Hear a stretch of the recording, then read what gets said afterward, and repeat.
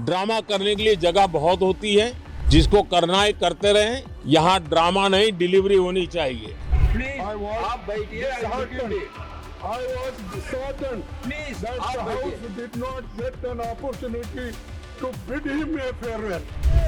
भूतपूर्व चेयरमैन के बारे में जो अनाप शनाप बात करके आप लोगों ने रिमूवल मोशन जो सर्व किया है। आप अपनी सीट पर विराजें। सदन की कार्रवाई आज 12 बजे तक के लिए स्थगित की जाती है। प्रधानमंत्री का ताना, विपक्ष की एसआईआर, प्रदूषण, दिल्ली ब्लास्ट पर चर्चा की मांग, राज्यसभा में धनखड़ का जिक्र, हंगामा और संसद ठप। कायदे से तो संसद के शीतकालीन सत्र के पहले दिन को इतने में समेटा जा सकता है, पर फिर भी काफी कुछ है जिसे जानकर आप कयास लगा पाएंगे कि इस बार का विंटर सेशन कितना गर्म रहने वाला है। और न्यूज़ पिंच आपको ये डेली बताते रहने वाला है। नमस्ते, मेरा नाम है सौरभ त्रिपाठी और आप देख रहे हैं संसद की बात। संसद के अंदर दाखिल होने से पहले प्रधानमंत्री नरेंद्र मोदी बाहर क्या बोले, संसद से पहले क्या बोले, वो भी आपको जान लेना चाहिए। पीएम ने ड्रामा, बिहार चुनाव में हार पर कुछ ऐसा बोला जिस पर विपक्ष दिन भर नाराज दिखा। सुनिए। ड्रामा करने के लिए जगह बहुत होती है, जिसको करना है करते रहें। यहाँ ड्रामा नहीं, डिलीवरी होनी चाहिए। नारे के लिए भी जितने नारे बुलवाने हैं, वो पूरा देश खाली पड़ा है।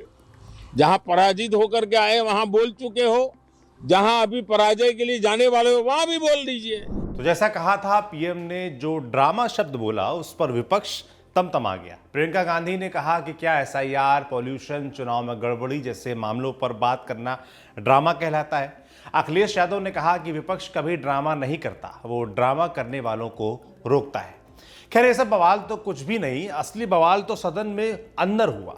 जैसी उम्मीद थी वैसा ही हुआ, हंगामेदार। शुरुआत राज्यसभा से करते हैं। कैसे, वो तो कुछ देर चली भी, लोकसभा तो कब खत्म हुई पता ही नहीं चला। राज्यसभा भी इसलिए शायद थोड़ा बहुत चल पाई क्योंकि आज नए सभापति सीपी राधाकृष्णन का स्वागत हो रहा था। पीएम मोदी ने भी इस दौरान राधाकृष्णन से जुड़े कुछ किस्से सुनाए। सुनिए।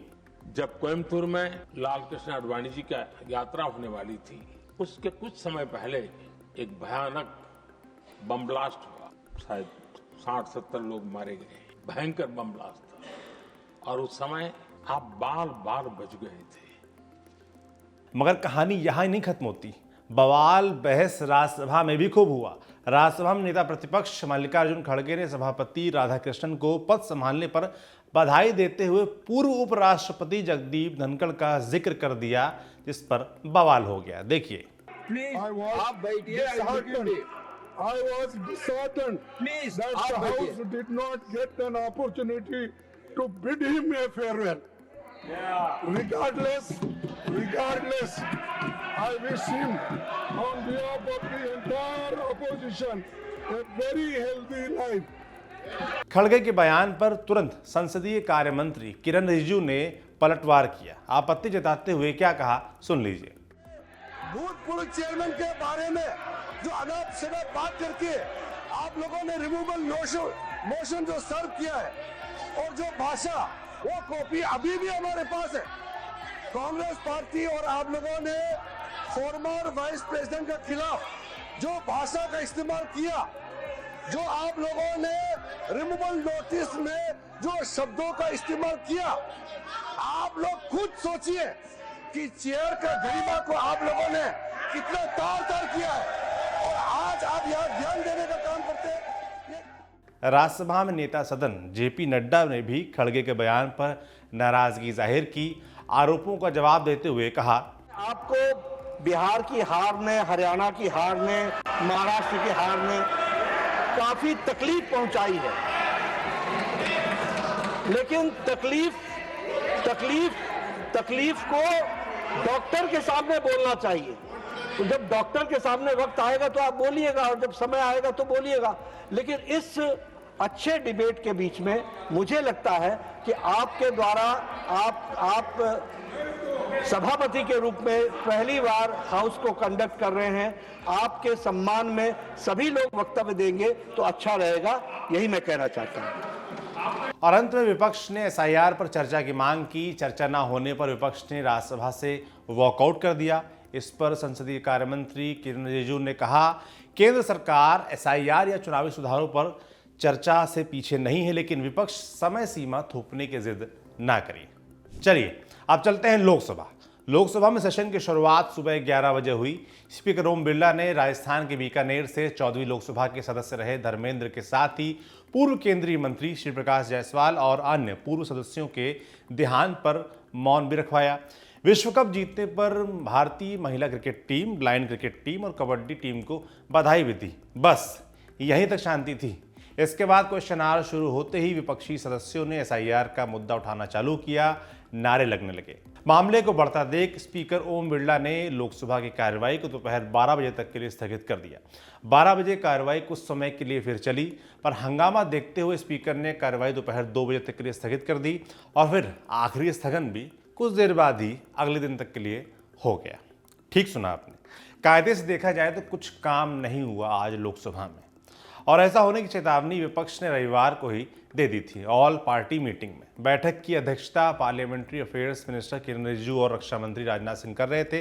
विपक्ष ने तभी साफ कह दिया था कि वो एसआईआर, दिल्ली ब्लास्ट से लेकर प्रदूषण आदि मुद्दों पर चर्चा चाहते हैं।